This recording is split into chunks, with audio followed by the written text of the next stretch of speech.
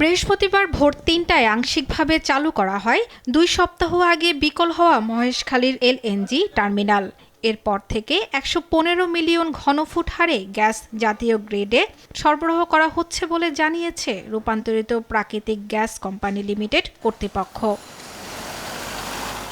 এখন সরবরাহ পরিস্থিতির উন্নতি হয়েছে, তবে পুরোপুরি কাটেনি ভোগান্তি।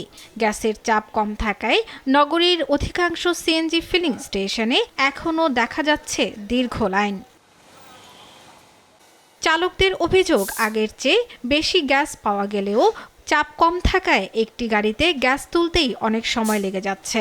এই গ্যাসের কথা বলি না, 11:30 থেকে লাইনে দাঁড়ায়, এখনো সিরিয়ালের মাথায় যেতে পারেনি।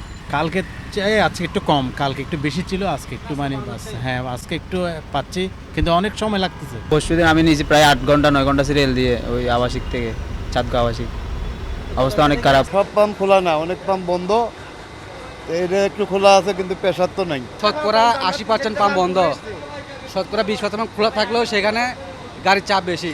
কালকে 4টার দিকে সিরিয়াল দিয়ে 8টার দিকে গ্যাস পাইছি, এখন 9টার দিকে সিরিয়াল দিছি, এখন আইছি নজলের গোড়ায়। Karnaphuli gas distribution company limited বলছে, জাতীয় গ্রিডে গ্যাস সরবরাহ ধীরে ধীরে বাড়ছে।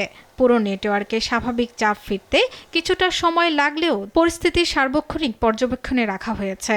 ধীরে ধীরেই সিএনজি স্টেশনগুলোতেও চাপ স্বাভাবিক হবে বলে আশা করছে প্রতিষ্ঠানটি। গতকাল রাত থেকেই ওই আপনার এলএনজি এর প্রোডাকশনটা বেড়েছে। হ্যাঁ, আশা করছি আজকে রাত থেকে ইনশাল্লাহ এটা ঠিক হয়ে যাবে। রাত্রে হয়তো বা আগামীকাল সকাল যদি চিন্তা করেন আপনি, আগামীকাল সকাল থেকে ইনশাল্লাহ ঠিক হয়ে যাবে। শর্মিলা কেয়া, নিউজ ডেস্ক, দেশ টিভি।